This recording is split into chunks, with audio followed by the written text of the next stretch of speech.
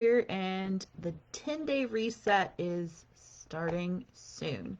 So, to get you prepared for the 10-day reset, I'm going to give you a little overview of what to expect for the nutrition portion. This is important because you need to get your head in the game. The more you know about it, the more you'll show up confidently in making those healthy choices during the 10 days. So, during this 10 days, I really want you to focus on progress, not perfection. So, the aim is making a little bit of progress and not stopping yourself from doing it all because you're searching for perfection, right? And I know many of us, we get that procrastination bone in our body and we just end up not doing it because we feel like we're going to fail. And I want you to know that this 10-day reset is intended for you to focus. So it's all about focusing and hitting that reset button instead of trying to do this big perfect cleanse. This program is not the same as other diet programs or anything of that sort. Those yo yo programs are actually destroying your metabolism. So, here, this is about bringing in as many healthy habits as you can during this 10 days. And in fact, these habits that we'll be instilling can be used the rest of the month. They can be used the rest of your life. And you could do this every single month.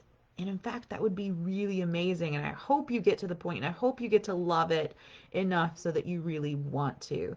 I hear amazing things, amazing feedback. I've been crafting and finishing up this program for the past 4 years, really narrowing it down each time, going, what would make this easier?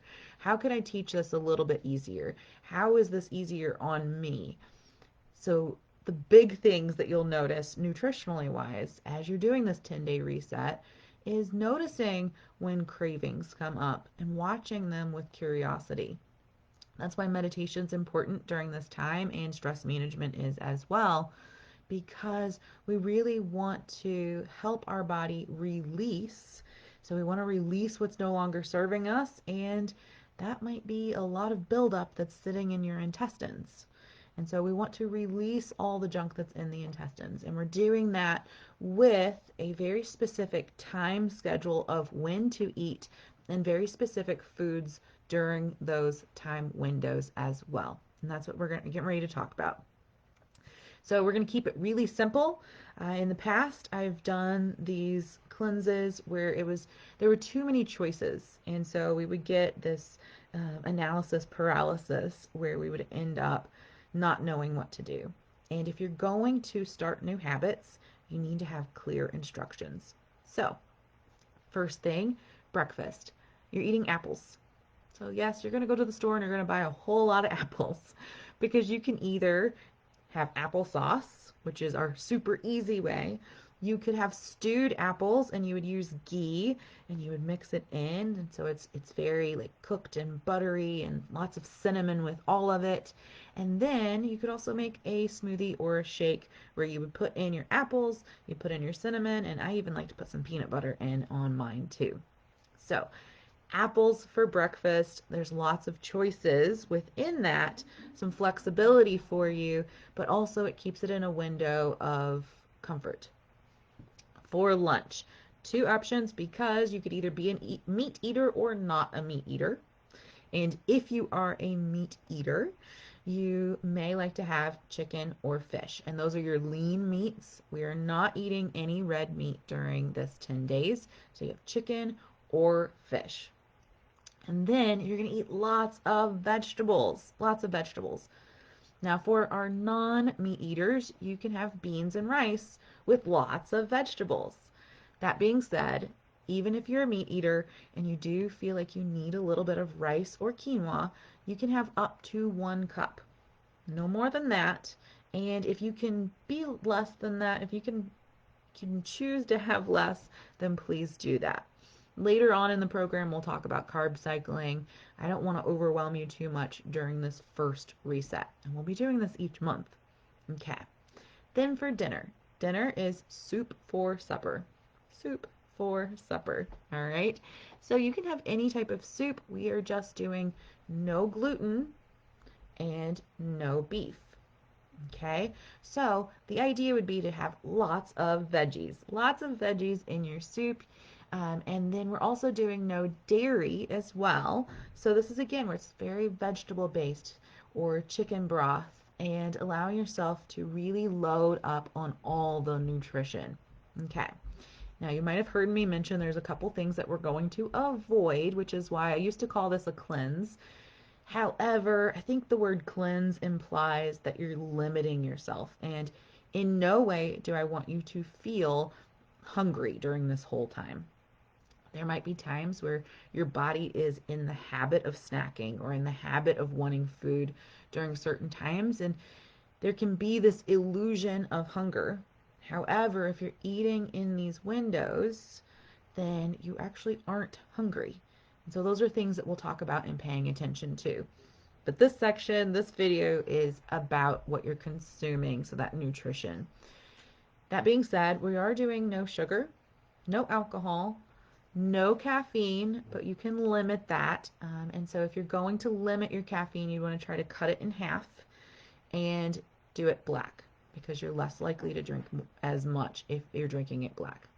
So you might do half a cup and maybe you prolong it as long as you can into the day to have that. Or maybe you do every other day. I just don't want you to have one of those caffeine headaches. Okay? So, no sugar, no gluten, no dairy. And those sound really complicated, but if we're taking the dairy out of our coffee and we're eating only these food selections, you really shouldn't be that tempted. Okay? So, no sugar, no caffeine, no dairy, no alcohol, limit your caffeine, and we're just going to really try to avoid any processed foods. So, with all of this, those are all going to be fairly fresh foods. You can get a canned soup, such as something that's frozen in the frozen aisle, or there's some organic soups like Amy's. And I'll go over some more tips here and there with how you can make some really easy options. I find during this 10 days for me, I have to think less about food and I'm able to focus more on me. And so that's the goal, is reducing our technology, spending more time with books, spending more time with self-care, allowing yourself to take a hot bubble bath if that's something that you want to do, or to do some yoga nidra, or to take a nap or go to bed earlier.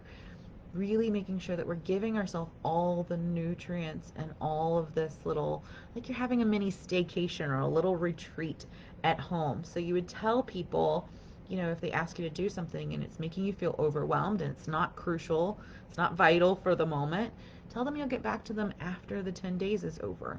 That during this 10 days, you're making this all about you. Now, why are we doing that? Why is the stress management so important? Well, managing your stress is really important for your digestive system. But if you're one of those who are in the program and you have a little extra fat deposits on your body, a little or a lot, that's there because your body is trying to tell you something. Your body is trying to say that it needs to release emotions, that it needs to release toxins, and that you need consistency. So eating consistently at these consistent time windows tells our body that we are getting healthy, whole nutrition on a regular basis. And so our body can release that survival response and say, I don't need to hang on to all of these calories at the moment because I know more are coming. Now, also releasing the toxins, because toxins, when your body doesn't know what to do with processed food, fake foods, or anything of that sort, it stuffs it in the fat and then it becomes really hard and difficult to lose. So we need to release the toxins to release the fat. Now, lastly, are the emotions. So these can show up not only in fat deposits, but also in chronic conditions. So if you find that you need something in your body to be released, that your body is trying to cry, and it can be a weepy organ, it can be weepy muscles, it needs to be released. So during this time, journaling is really great, and any crying is also really great too. All right. Please let me know if you have any questions regarding this. And I'm here. I'm here as your resource. Message me anything that you need, anything that you're curious about or having problems with, and let me know. There will be more videos coming up about the remaining portions of the 10-day reset.